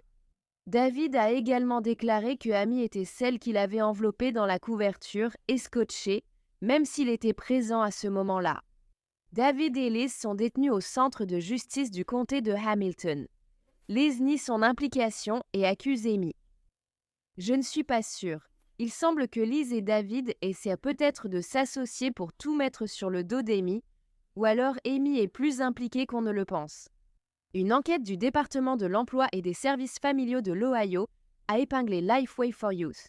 Le nouveau prestataire de services de placement familial basé à Carlisle, dans l'Ohio, qui a placé Marcus chez les Carrolls, pour des raisons qui incluent et dépassent le cas de Marcus, a vu son certificat d'exploitation retiré par la suite. On a dit que les Carroll maximisaient le nombre d'enfants en garderie et placés qu'ils pouvaient avoir, afin de maximiser le montant d'argent qu'ils recevaient. Le couple recevait 2 500 $ par mois pour la garderie et 1 000 $ par mois pour Marcus, ainsi qu'une aide supplémentaire pour la nourriture. Donc, David Carroll était éligible à la libération conditionnelle en 2022. Cependant, elle a été refusée et son dossier a été reporté jusqu'en 2032, date à laquelle il sera de nouveau éligible à la libération conditionnelle. Le samedi 21 avril 2007, la cheminée qui avait été utilisée pour brûler les restes de Marcus Feisel a été démolie et transformée en mémorial en son honneur. Également, dans le parc Henlon à Georgetown, Ohio, un banc a été dédié à sa mémoire le jour où il aurait eu 4 ans, le 24 juin 2007. La célébration de la vie de Marcus a eu lieu le 4 mai 2007 à la maison funéraire Baker Stevens à Middleton. Ses restes ont ensuite été enterrés au cimetière Woodside, également à Middleton, dans l'Ohio.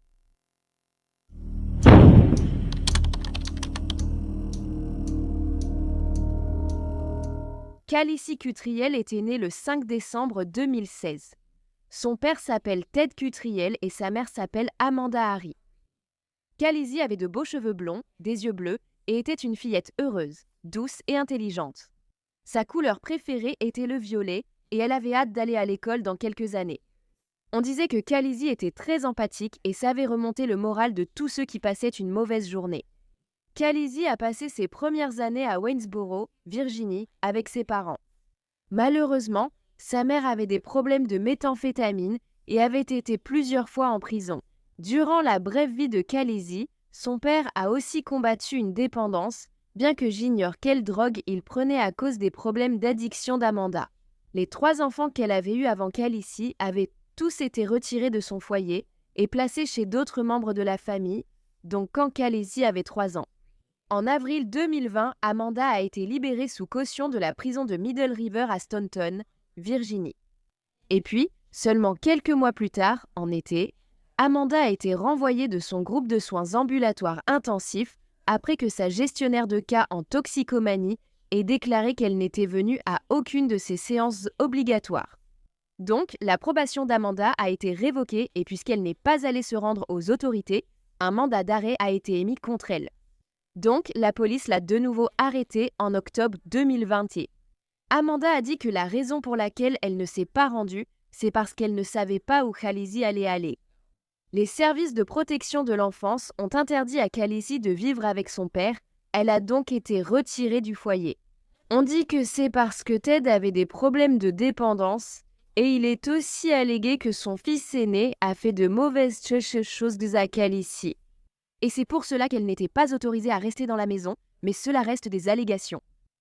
Calici ne pouvait pas aller chez la sœur d'Amanda à Covington, car Amanda a dit qu'une plainte au service de protection de l'enfance était ouverte.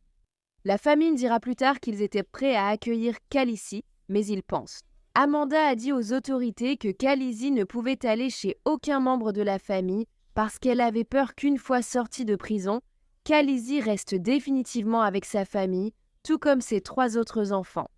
Alors, prise de panique, Amanda a appelé Candy Jo Royer et lui a demandé si elle pouvait s'occuper de Calici. C'était une amie d'Amanda et elle avait proposé de garder Calici. Dans le passé, Candy avait aussi un enfant de 3 ans, donc avec si peu de temps pour décider, Amanda a pensé que ce serait sa meilleure option.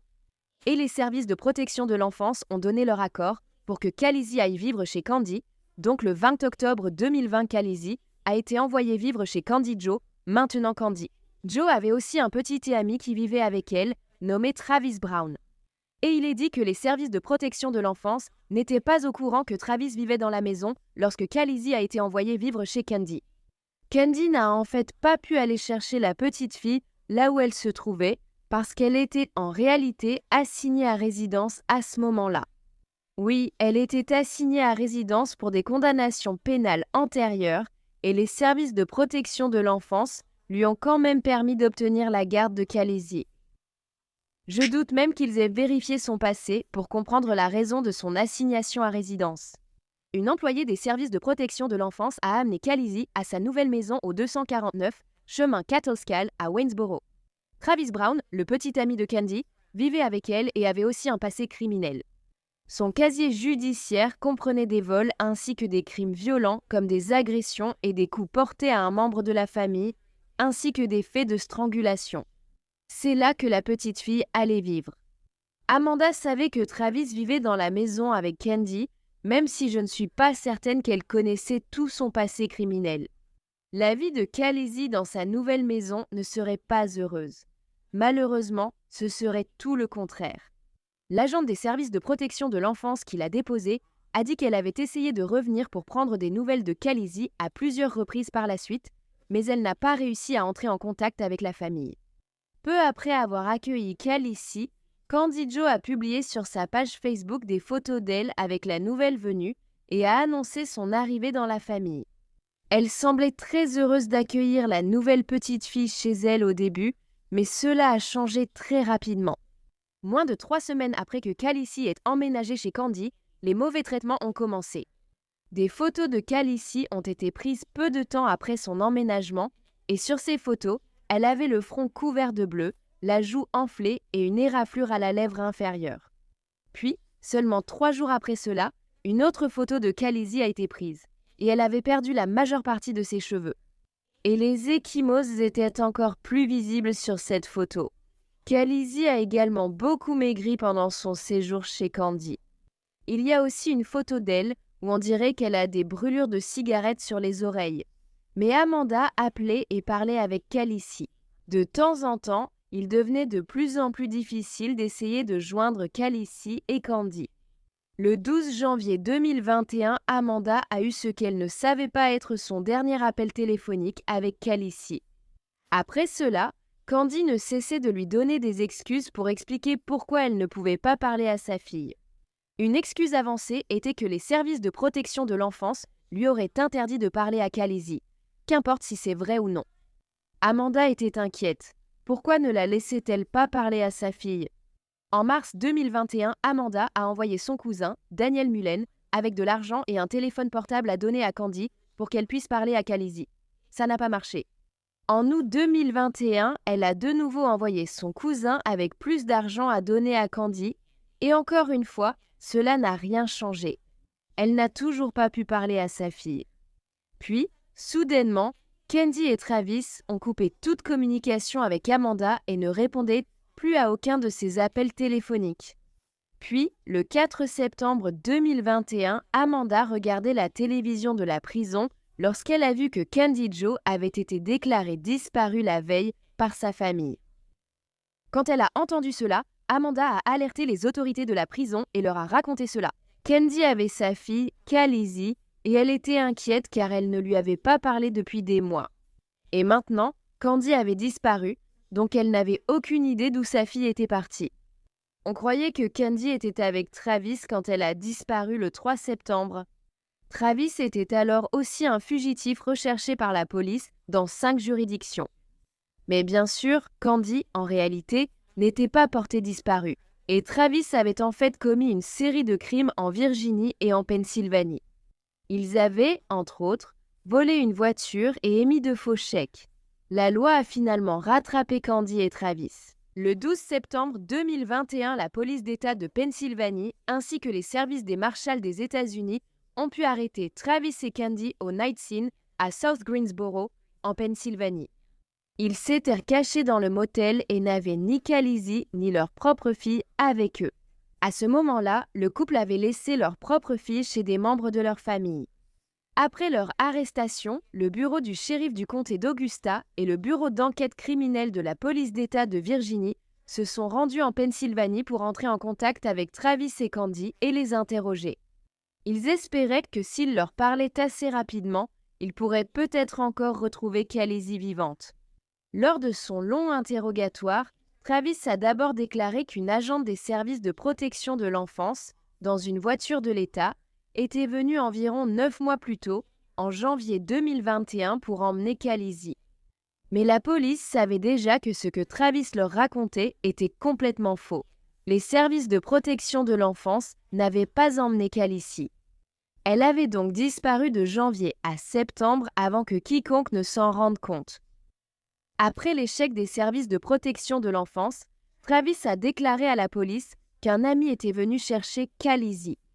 Et il n'avait pas vu ni entendu parler de la petite fille depuis longtemps. Tu l'as confiée à un ami sans l'accord de sa mère ? Ça ne semble pas légal non plus.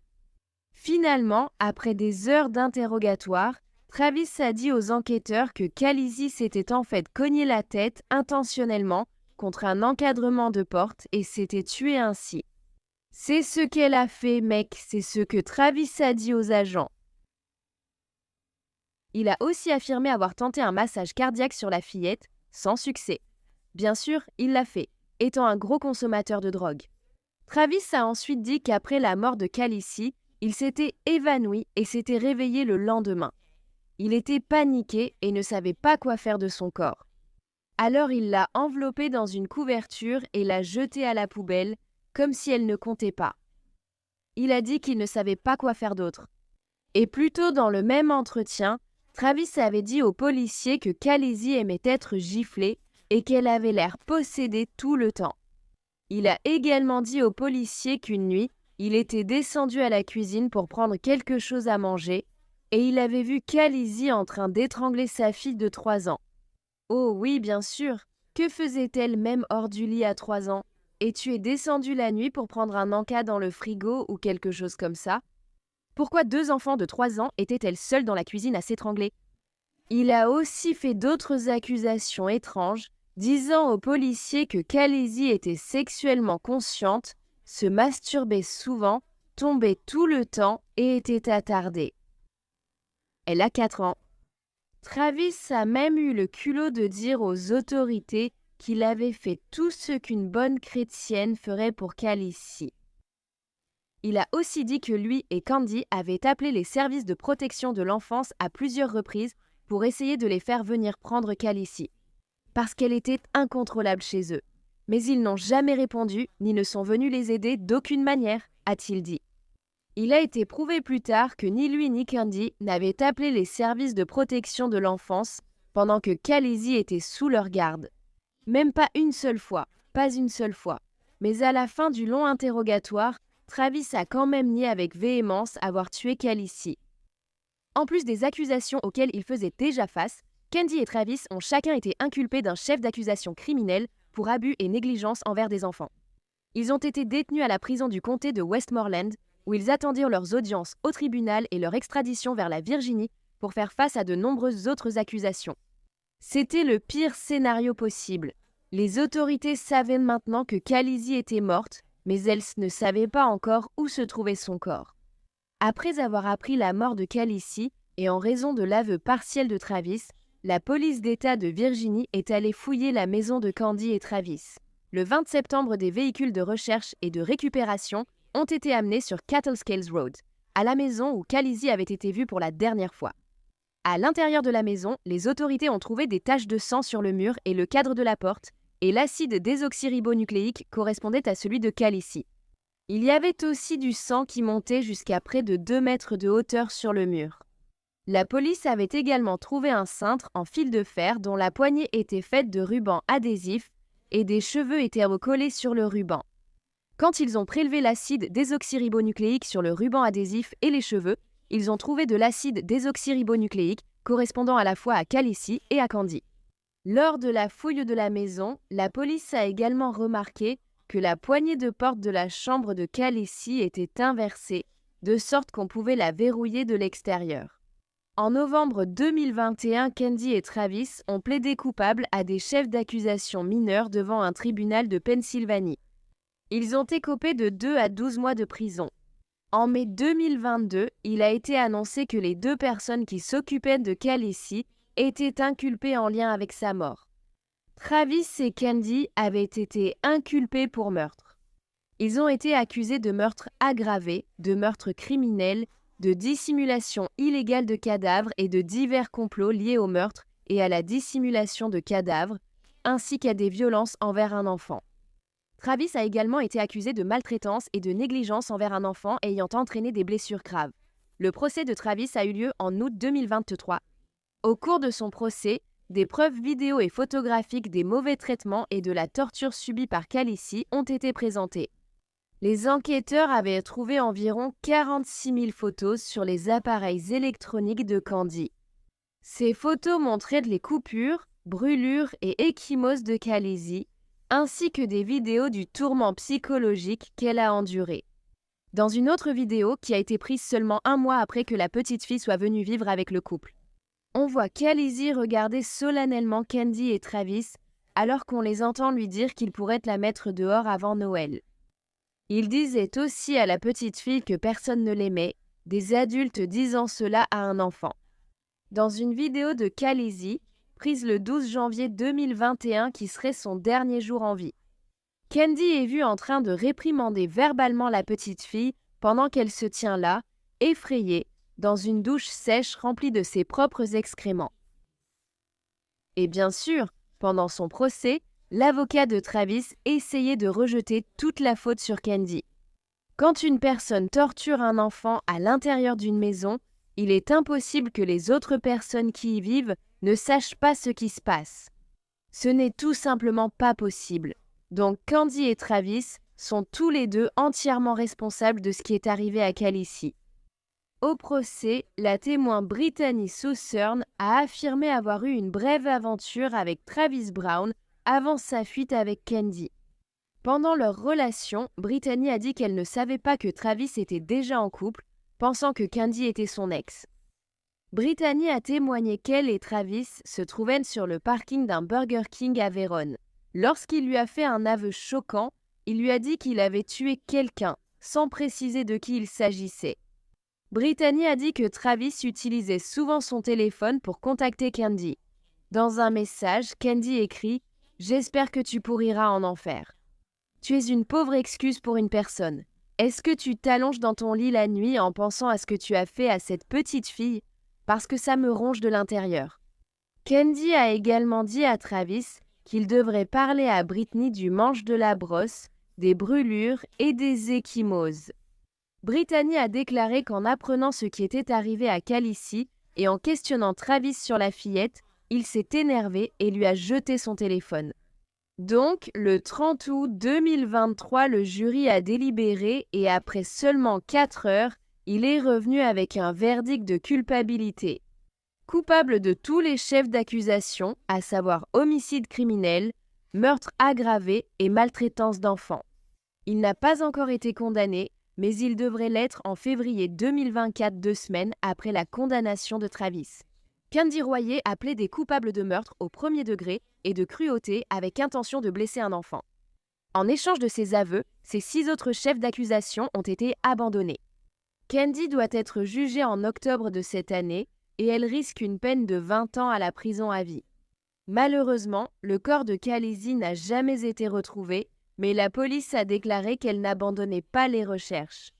Ils pensent qu'elle pourrait se trouver dans une décharge, ce qui, selon eux, leur prendrait environ 4 ans pour fouiller complètement. Un mémorial pour Khaleesi a été installé au bureau du shérif du comté d'Augusta à Verona, le bureau qui s'est occupé de son affaire.